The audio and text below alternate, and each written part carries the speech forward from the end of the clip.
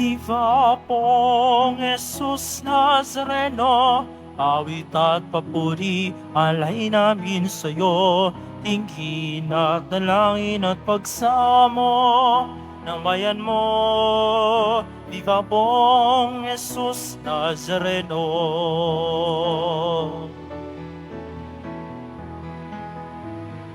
Tayo ngayon ay magtipon at sambahin ang poon.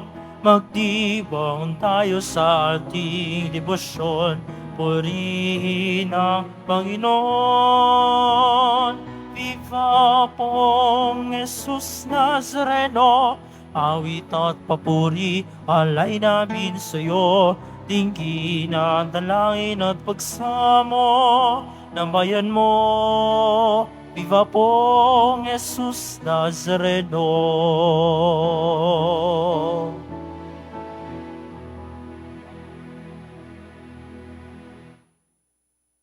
Sa ngalan ng Ama at ng Anak at ng Espiritu Santo, Amen. sumainyo ang Panginoon. At sumairi, Mga kapatid, aminin ho natin ang ating mga kasalanan upang marapat tayong gumanap sa banal na pagdiriwang.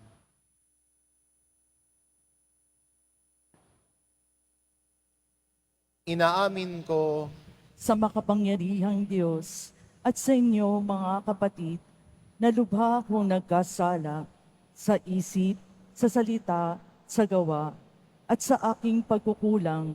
Kaya isinasamo ko sa mahal na Birheng Maria, sa lahat ng mga anghel at mga banal, at sa inyo mga kapatid, na ako'y ipanalangin sa Panginoong ating Diyos.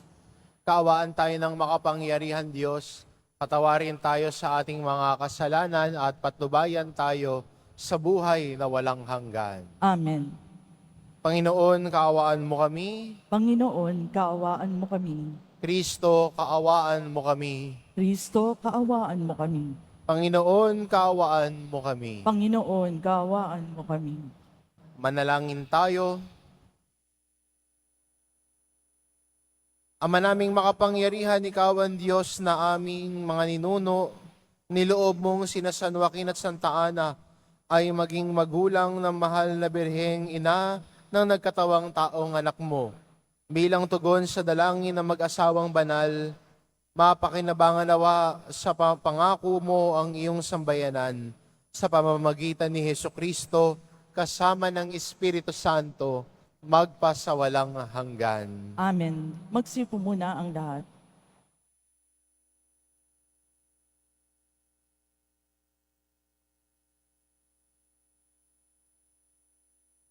Pagbasa mula sa aklat ni Propeta Jeremias.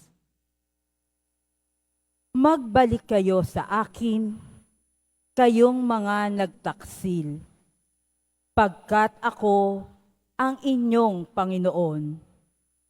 Wika ng Panginoon. Kukuha ako sa inyo ng isa sa bawat bayan at dalawa sa bawat angkan, at ibabalik ko kayo sa bundok ng Siyon. Bibigyan ko kayo ng mga pinunong tatalima sa akin, at pamamahalaan nila kayo ng buong katalinuhan at pagkaunawa. At kung dumami na kayo sa lupaing iyon, hindi na pag-uusapan ng mga tao ang tungkol sa kaban ng tipan ng Panginoon. Hindi na nila ito kakailanganin ni iisipin o gugunitain. At hindi na rin sila gagawa ng ibang kaban. Pag sumapit na ang panahong iyon, ang Jerusalem ay tatawaging luklukan ng Panginoon.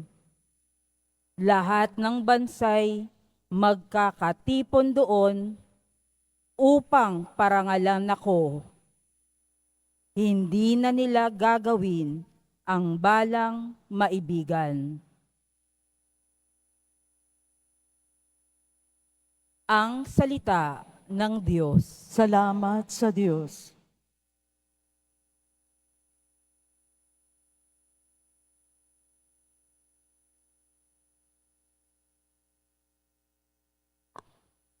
Pumapatnubay na Diyos ay pastol na kumukupkop. Pumapatnubay na Diyos ay pastol na kumukupkop.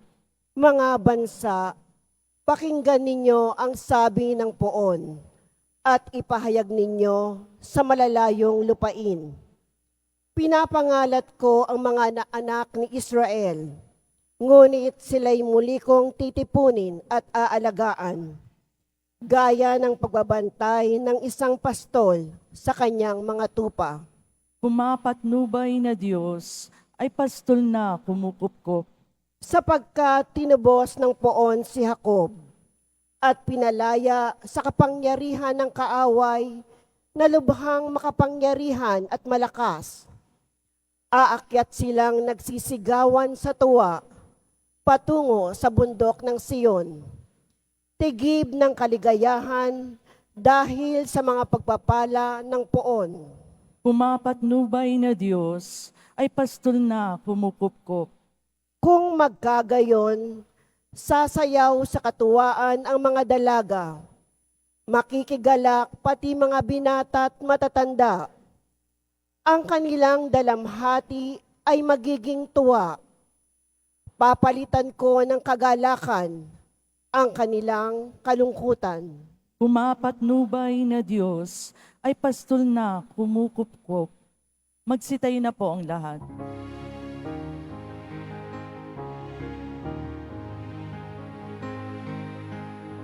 Alleluia, alleluia, alleluia, alleluia.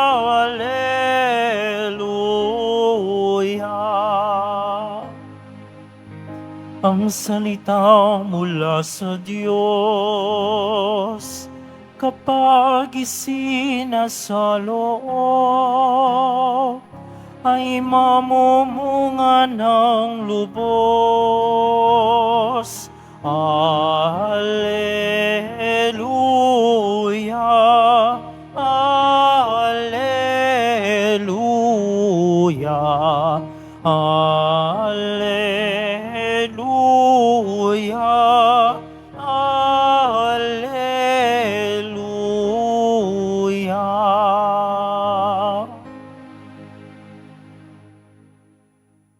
Sumainyo ang Panginoon, At sumairin. ang mabuting balita ng Panginoon ayon kay San Mateo. Papuri sa iyo, Panginoon. Noong panahon iyon, sinabi ni Jesus sa kanyang mga alagad, "Pakinggan ninyo ang kahulugan ng talinhaga tungkol sa maghahasik. Ang nakikinig ng salita tungkol sa paghahari ng Diyos, ngunit hindi nakauunawa nito, ay tulad ng mga binhing nahasik sa tabi ng daan. Dumating ang masama at inaagaw ang nahasik sa kanilang puso. Inilalarawan ng binhing nahasik sa kabatuhan ang nakikinig ng salita at masayang tumanggap nito kaagad. Ngunit hindi ito tumitimo sa puso nila, kaya't hindi sila nananatili. Pagdating ng mga kapighatian o pag-uusig dahil sa salita, agad silang nanlalamig. Inilalarawan naman na nahasik sa dawang ang nakikinig ng salita, ngunit naging abala sa bagay ukol sa mundong ito at naging maibigin sa mga kayamanan. Ano pat ang salita'y nawalan na ng puwang sa kanilang puso, kaya't hindi makapamunga at inilarawan ng nagasik sa matabang lupa ang mga nakikinig ng salita at nakauunawa nito. Sila'y namumunga ng tag-100, may tig-60 at may tig-30. Ang mabuting balita ng Panginoon. Pinupuri ka namin, Panginoong Hesus Kristo. Magsipo muna ang lahat. para ho mas lubos nating maintindihan ang ating ebanghelyo sa araw na ito, ay magandang medyo babalikan ko ho ng konti yung ebanghelyo natin kahapon na magkaugnay. Kahapon po ang ebanghelyo ay binanggit ho ni Jesus ang talinhaga ng mga hasik, na may isang maghahasik na umalis para maghasik ng binhi. At may mga binhing nahulog sa daanan. May mga binhing nahulog sa may batuhan. May mga binhing nahulog sa dawang. At may binhi din nahulog sa mabuting at matabang lupa. Sa ebanghelyo ho natin ngayon, ipinapaliwanag ho ni Jesus. Ano ang ibig sabihin ng talinhagang iyon? Binabanggit niya sa atin na ang mga nahulog sa may daanan ay nakinig, pero may umagaw sa kanila ng bunga. Hindi nakausbong dahil hindi sila tumalima. Minsan, di ba nangyayari din sa buhay natin, naririnig nga natin, pero hindi naman natin nauunawaan. Minsan sa mga estudyante, ganon din ho, naririnig mo yung teacher mo nagtuturo, pero wala kang naiintindihan. Siguro yung isip mo ay lumilipad. Minsan talaga hindi natin maunawaan. Pero magandang mabigyang pansin na sa lahat ng mga atalinhaga ni Jesus, ito ang isang alam na natin karamihan. Narinig natin paulit-ulit ang kwentong ito ng talinhaga ni Jesus, talinhaga ng mga hasik. Pero maganda makita paano ba umuusbong ang salita ng Diyos sa buhay natin na sinasagisag ng binhi sa ating talinhaga ni Jesus. Paano ba namumunga ito? Paano ba tumutubo ito? Kung anong sabi ng Ebanghelyo sa atin, kung nauunawaan niya ang salita ng Diyos. Pero hindi ibig sabihin ng pag-unawa sa salita ng Diyos ay kabisado mo yung Bible. Baka iniisip mo, ay hindi ko pa naunawaan yung salita ng Diyos kasi hindi ko kabisado. Hindi mo kailangang kabisaduhin. Hindi mo kailangang i-memorize ang Bible. Kaya nga sinulat yan para basahin mo Hindi para i-memorize mo. Pwede ngang memorize mo nga, pero hindi mo naman naunawaan yung binanggit mo o yung sinabi mo, parang baliwala din. Diba? Memorize mo nga yung John 3:16, hindi mo naman nauunawaan ano ibig sabihin ng God so loved the world, sayang din naman. Pag hindi mo naunawaan at kabisado lang, may tawag ho tayo diyan. Alam niyo ano? Parot. Di ba ganun ang parot? Gagayahin lang yung sinasabi mo? O kaya yung nag-aalaga ng myna bird, di ba? Meron ho akong kasamang pari sa parokya, meron ho siyang alagang myna bird. At tinuturuan niya ang salitang, pogi, pogi. At kakaulit ho niya, pag dumadaan ho ako, hindi ko alam kung nagsasabi ng totoo, pero dadaan sasabihin ng ibon, pogi, pogi. Pero alam kong walang halaga yon kasi nga, inuulit lang niya yung sinasabi. Pero may dumating ho kaming sakristan, tinuruan niya na ho yung ibon ng salitang pangit. Kaya mula pogi, pag dumadaan na ho ako, sasabihin na ho nung ibon, pangit, pangit. Nung sinabi niya ho sa akin, pangit, pangit, parang nasabi ko, ba't nagsasabi na ng totoo to? Pero sana hindi lang tayo nagpaparot at umuulit-ulit. Pero sana ang salita ng Diyos ay nauunawaan natin at sa pag-unawa natin ng salita ng Diyos, ito yung nagiging parte ng ating buhay. Hindi ba ganoon naman pag may nauunawaan tayo mga bagay, nagiging parte ito ng ating buhay at pamumuhay. Di ba? Yung sa mga mahilig manood ng mga tungkol sa health, di ba? Pag naunawaan mo yung sinasabi noon, kasi nga baka pareho kayo ng problema, masakit ang tuhod mo, tapos may narinig kang isang health vlogger o doktor na nagsabi, sa sakit ng tuhod, etong iwasan mo. Sasabihin mo agad sa nagluluto sa inyo o sa namamalengke, huwag ka nang bumili ng ganito, nakakaapekto daw yun sa sakit ng tuhod ko. O sa gout mo, sa rayuma mo, arthritis mo. Naunawaan mo siya at naging parte ng buhay mo. Ginagawa mo na siya. At sana yung salita ng Diyos, sa patuloy nating pakikinig sa salita ng Diyos, sana yung pag-unawa natin ay hindi lang humanatili sa ating ulo, pero sana maging parte ng ating buhay at pamumuhay. Na yung salita ng Diyos na pinapahayag sa atin, yung salita ng Diyos na ating kinakapitan, lalo na sa panahon na tayo ay nababagabag, sa salita ng Diyos tayo humahanap ng kaginhawaan. Sa salita ng Diyos tayo humahanap ng kakapitan, lalo na sa panahon na parang nahihirapan tayo. Hindi tayo tumatakbo palayo, pero mas kumakapit tayo sa Diyos, kaya kaya nating maging panatag ang loob. Dahil alam natin at naunawaan natin sa salita ng Diyos, nakasama natin ang Diyos sa kabila ng mga unos ng ating buhay. Nagsisimula sa pag-unawa, nagsisimula sa pakikinig. Pero sana hindi lang natin pinakikinggan at inuulit-ulit. Pero sana ang salita ng Diyos ay talaga tumitimo sa puso natin at nagbabago ng ating buhay. At kung ganun ho yung gagawin natin, ang buhay natin ay makapamumunga at nagbibigay bunga ang ating buhay natin.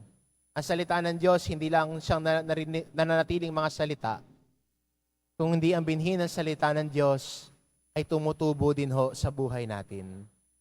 Pero wag mong ikumpara ang sarili mo sa iba. Ito ang gusto kong paalala sa atin, no? Na wag mong ikumpara yung paglalakbay mo sa ibang tao.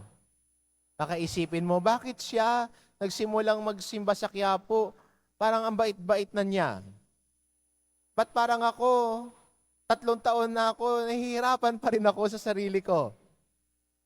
Nahihirapan ako kapag may yung kumare ko sasabihin sa akin, Mars, may chika ako. Hindi ko matanggihan. Okay lang yon.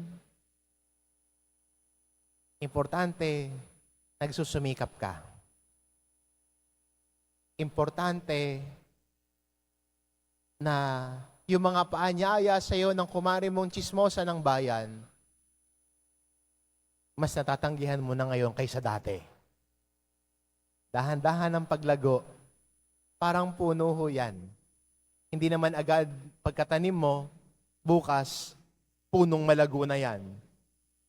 Dahan-dahan, pakaunti-kunti, pero tumutubo at lumalago. Ganon din ho sa buhay natin. Dahan-dahan din hong tumutubo ang salita ng Diyos. Hindi ho biglaan. Hindi ka pa nagdasal ngayon, sabihin mo, Lord, sana bumait ako, bukas mabait ka na. Hindi ho ganun yun. Sabihin mo, Lord, sana bukas, wala na ho akong problema. Hindi ho ganun yun. Ang salita ng Diyos, dahan-dahang tumutubo sa buhay natin. Kanya-kanyang paraan ng pagtubo, kanya-kanyang panahon, kanya-kanyang paglalakbay. Kaya nga ho sa ating ebanghelyo, sabi ho, tumutubo ng tagi-100, tig-60, tig-30. Hindi pare-pareho.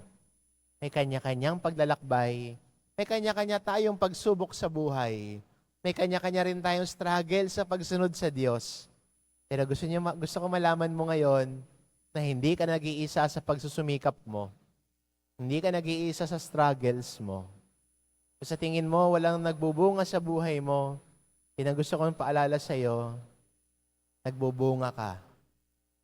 Sa iyong pagsisikap araw-araw, sa iyong pagpili sa Diyos araw-araw. sa iyong pagnanais na magbagong buhay. Growth comes one step at a time. Kaya be patient with yourself. Be patient with yourself in following God. Be patient with yourself in your story of growth. Lumalago ka din. Hindi mo lang napapansin. Pero dahan-dahan, pinipili ang Diyos. Dahan-dahan, ang salita niya ay inuunawa natin. At dahil inuunawa natin, parte na ito ng ating buhay at pamumuhay. Nawa maging paalala sa atin at hamon sa atin bilang mga Kristiyano ngayon na ang salita ng Diyos ay patuloy nating unawain. Hingi ng grasya ng Espiritu Santo na ang salita ng Diyos na ating pinakikinggan at pinagdinilayan ay gumalaw sa ating buhay, na tayo ay sama-samang makalakbay, kasabay si Jesus, kasama si Jesus. Amen. Magsitayo na po ang lahat.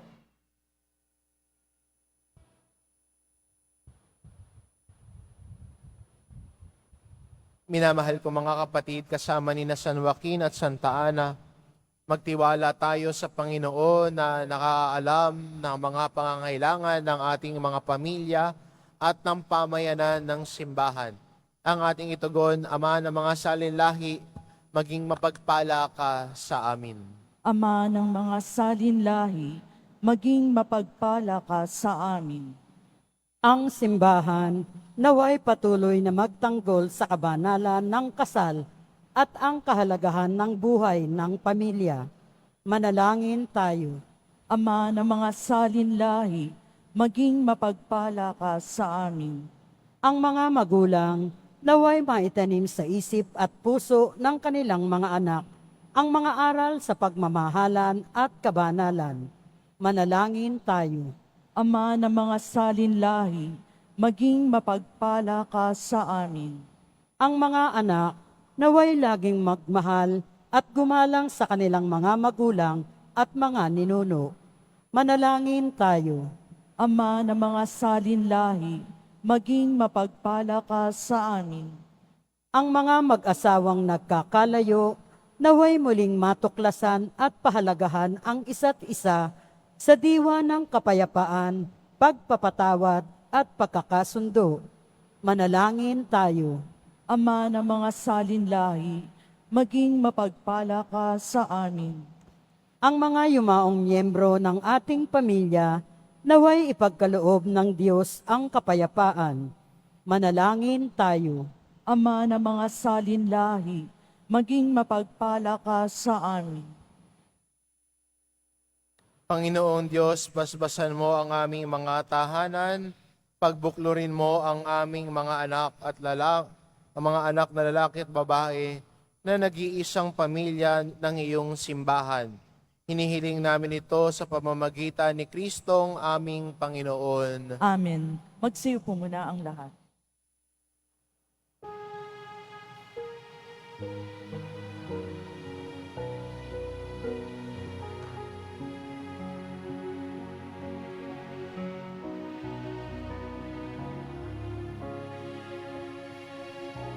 Jesus Nazareno, alak at tinapay, sa tanan ay nagbibigay buhay, biyayang kaloob mo ay aming inaalay, naghihiling pagpapalat, buhay na dalisay.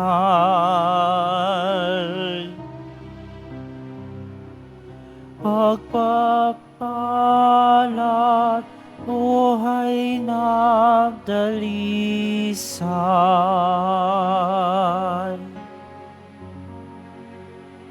Magsitayo na po ang lahat.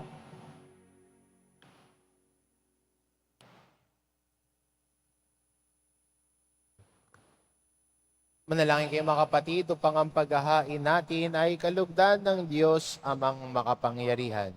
Tanggapin nawa ng Panginoon itong paghahain sa iyong mga kamay, sa kapurihan niya at karangalan, sa ating kapakinabangan at sa buong sambayanan niyang banal.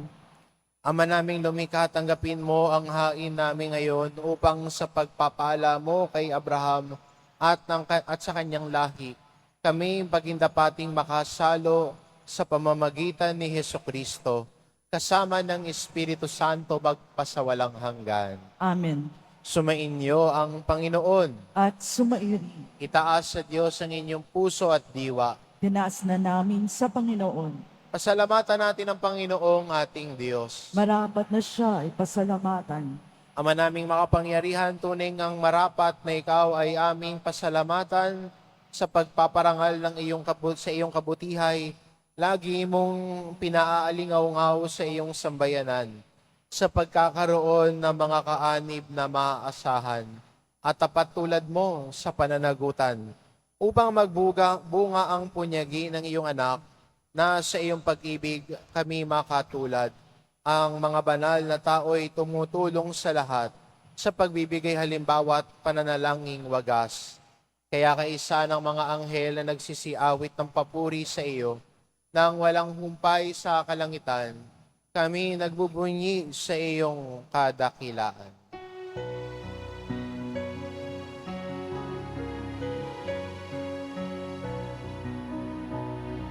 Santo, Santo, Santo, Panginoong Diyos ng mga hukbo, napupuno ang langit at lupa ng kadakilaan mo. Hosana sa kaitaasan,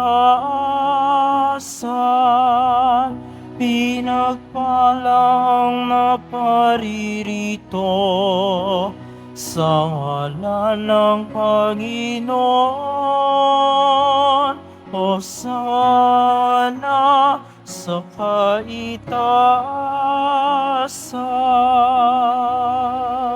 Magsilot po ang lahat. Ama naming banal, ikaw ang bukal ng tanang kabanalan, kaya't sa pamamagitan ng iyong Espiritu, gawin mong banalang kaloob na ito, upang para sa amin maging katawan at dugo ng aming Panginoong Jesucristo. Bago niya pinagtiis ang pusang loob na maging handog, hinawakan niya ang tinapay, pinasalamatan kanya. Pinagati-hati niya iyon, iniabot sa kanyang mga alagad at sinabi, "Tanggapin ninyong lahat ito at kanin, ito ang aking katawan, na iahandog para sa inyo."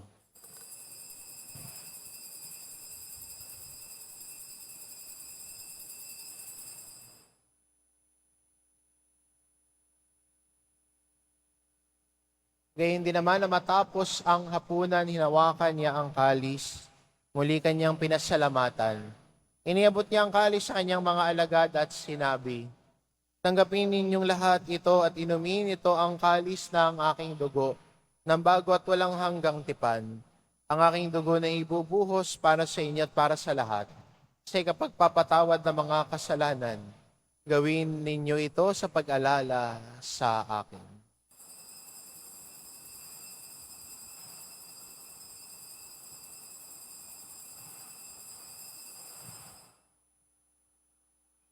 Magsitayo na po ang lahat.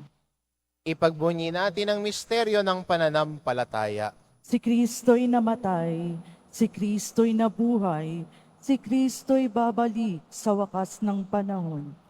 Ama, ginagawa namin ngayon ang pag-alala sa pagkamatay at muling pagkabuhay ng iyong anak, kaya't inaalay namin sa iyo ang tinapay na nagbibigay buhay at ang kalis na nagkakaloob ng kaligtasan. Kami nagpapasalamat dahil kami iyong minarapat na tumayo sa harap mo para maglingkod sa iyo. Isinasamo namin kaming magsasalo-salo sa katawan at dugo ni Kristo ay mabuklod sa pagkakaisa sa pamamagitan ng Espiritu Santo. Ama, lingapin mo ang iyong simbahang laganap sa buong daigdig. Puspusin mo kami sa pag-ibig. Kaisa ni Francisco na aming Papa at ni Jose na aming obispo at ng tanang kaparian. Alalahanin mo rin ang mga kapatid naming nahimlay na may pag-asang sila'y muling mabubuhay, gayon din ang lahat ng mga pumanaw. Kaawaan mo sila at patuloyin sa iyong kaliwanagan. Kaawaan mo at pagindapatin kaming lahat na makasalo sa iyong buhay na walang wakas. Kaisa ng mahal na Birheng Maria na ina ng Diyos, ng kabiyak ng puso niyang si San Jose, kaisa ng mga apostol at ng lahat ng mga banal, na namuhay dito sa daigdig ng kalugod-lugod sa iyo, maipagdiwang nawa namin ang pagpupuri sa ikararangal mo sa pamamagitan ng iyong anak na aming Panginoong Heso Kristo. Sa pamamagitan ni Kristo kasama niya at sa Kanya, ang lahat ng parangal at papuri ay sa iyo, Diyos amang makapangyarihan, kasama ng Espiritu Santo, magpa sa walang hanggan. Amen. Amen. Amen. Amen.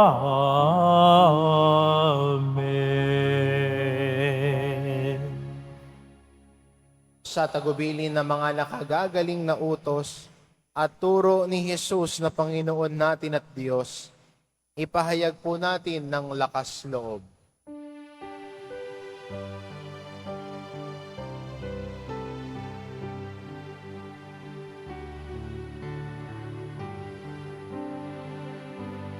Ama namin, sumasalangit ka, sambahin ang ngalan mo, mapasamin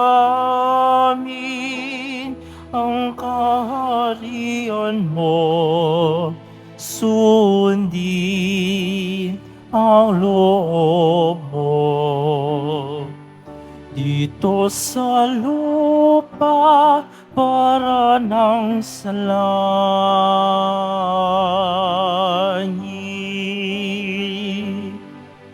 Bigyan mo kami ngayon ng aming kakanin sa araw-araw at patawarin mo kami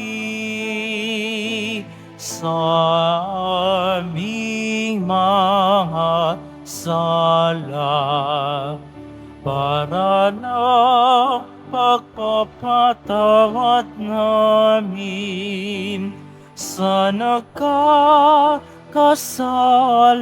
sa amin. At huwag mo kaming ipahintulot sa tukso at yagya mo kami sa lahat ng masama.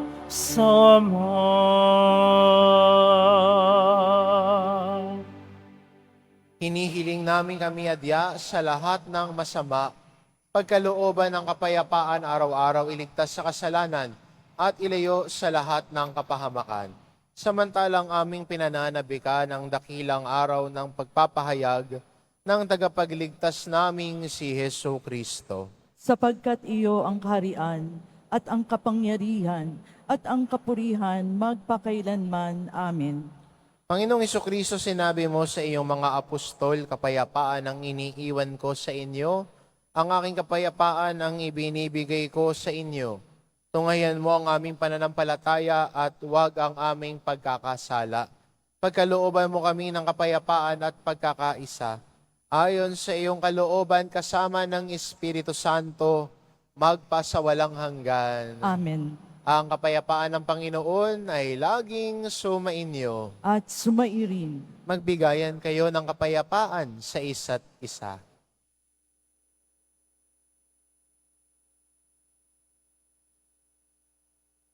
Kordero ng Diyos na nag-aalis ng mga kasalanan ng sanlibutan, maawa ka sa amin. Kordero ng Diyos na nag-aalis ng mga kasalanan ng sanlibutan, maawa ka sa amin. Kordero ng Diyos na nag-aalis ng mga kasalanan ng sanlibutan, ipagkaloob mo sa amin ang kapayapaan. Magsilod po ang lahat.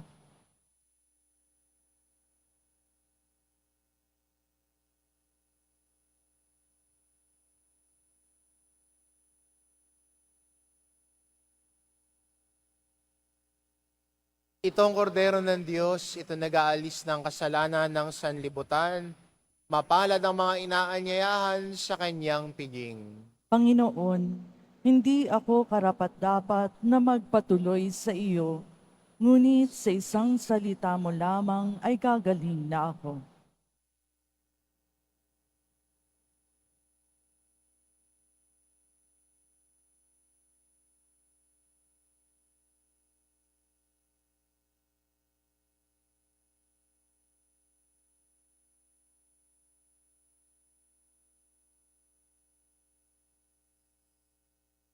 Para sa lahat ng tatanggap ng banal na komunyon, sasagot po tayo ng amen pagkasabi ng pari o lay minister ng katawan ni Kristo at isupo agad sa bibig bago umalis sa harapan ng pari o lay minister.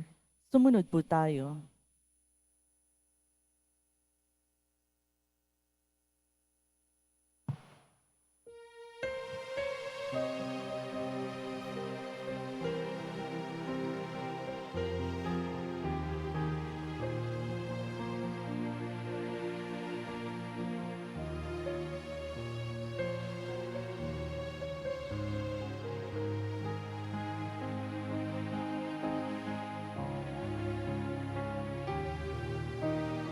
Poong Jesus Nazareno, salamat po sa pag-ibig mo. Ang buhay mo'y inialay, sa krus ay namatay, upang kami ay mabuhay. Poong Jesus Nazareno, patawad po sa mga kasalanan ko. Ang buhay ko'y iaalay, ng lahat ay ibibigay. O sa iyo lamang habang buhay. Poong Jesus Nazareno, kay buti mo, sa hirap at tusa ika'y kasama ko. Ang samo ko't dasal sana'y pakinggan mo, nang mapawi ng mga paghihirap ko. Poong Jesus Nazareno, salamat po. Ang iyong pagmamahal ay nadarama ko. Ngayon at magpakailanman, ika'y pupurihin ko.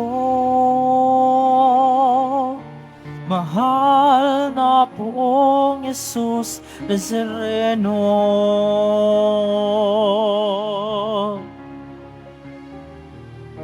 Poong Jesus Nazareno, kalugdan po ninyo itong kahilingan ko.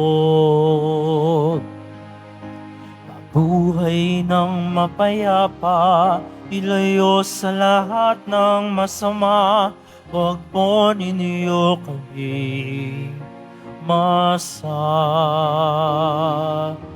Poong Jesus Nazareno, patubayan niyo po at natwa't gabayan ako. Iligtas sa kapahamakan at tiyak na kamatayan, huwag po ninyo kami papabayaan. Poong Jesus Nazareno, kay buti mo. Sa hirap at dusa, ika'y kasama ko. Ang samo ko't dasal sana'y pakinggan mo, nang mapawi ng mga paghihirap ko. Buong Jesus Nazareno, salamat po. Ang iyong pagmamahal ay nadarama ko ngayon at magpakailanman, ika'y buburihin ko.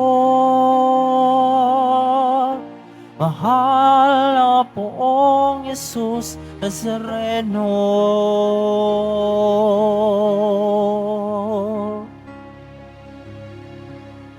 Mahal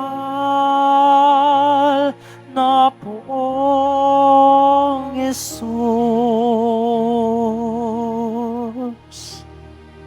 Nazareno.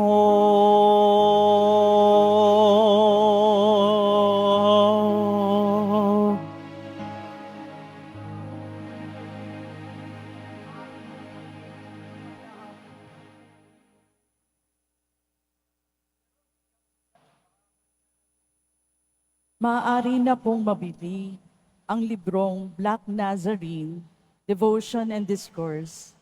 Ito po ay kompilasyon ng mga pag-aaral sa kaisaysayan at debosyon sa mahal na Poong Jesus Nazareno.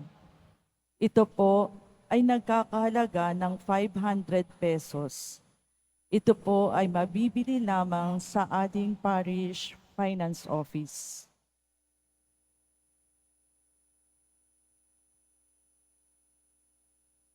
Pagkatapos ng misa, wiwisikan po ang lahat ng banal na tubig. Pinakikiusapan ng lahat na manatili lamang muna sa inyong mga lugar. Tanging sa Quezon Boulevard o sa Plaza San Juan lamang ang labasan ng lahat. Sumunod po tayo. Maraming salamat po sa inyong pagdalaw at pagsisimba sa Basilica Menor at Pambansang Dambana ni Jesus Nazareno. Magsitay na po ang lahat. Manalangin tayo. Ama naming mapagmahal, niloob mong isilang mula sa mga tao ang bugtong na anak mo upang ang mga tao na ay sumilang sa iyong bunga ng sakramento. Hinihiling namin kaming magsalo sa pagkainglaan sa mga anak ay pabanalin mo sa espiritu ng iyong pagkukupkup sa aming lahat sa pamamagitan ni Hesukristo kasama ng Espiritu Santo magpasawalang hanggan. Amen. Sumainyo ang Panginoon. At sumairin. Mahal na Poong Jesus Nazareno, inihayag mo sa pamamagitan ng krus ang walang malung na pag-ibig ng Diyos sa sangkatauhan. Pakinggan mo ang kahilingan ng iyong angka na nagsusumamo sa iyo. Makamtanawa nila ang iyong katugunan at tanggapin ang kasagutan ng may utang na loob na tinatanaw. Basbasan din po ninyo ang mga may daladala nilang imahen at dasalan.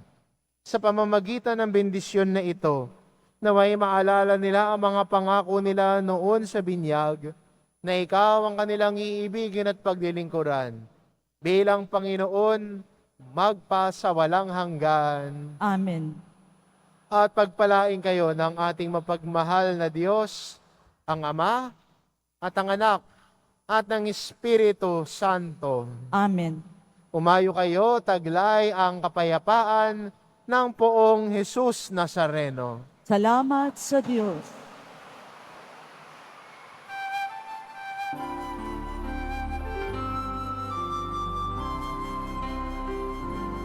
Nuestro Padre Jesus Nazareno, sinasamba ka namin, pinipinto ka namin, aral mo ang aming buhay at kaligtasan. Nuestro Padre Jesus Nazareno, iligtas mo kami sa kasalanan. Ang krus mong kinamatayan ay sa isag ng aming kaligtasan. Nuestro Padre Jesus Nazareno, dinarangal ka namin. Nuestro Padre Jesus Nazareno, nilulwalhati ka namin. Nuestro Padre Jesus Nazareno, dinarangal ka namin. Nuestro Padre Jesus Nazareno, nilulwalhati ka namin.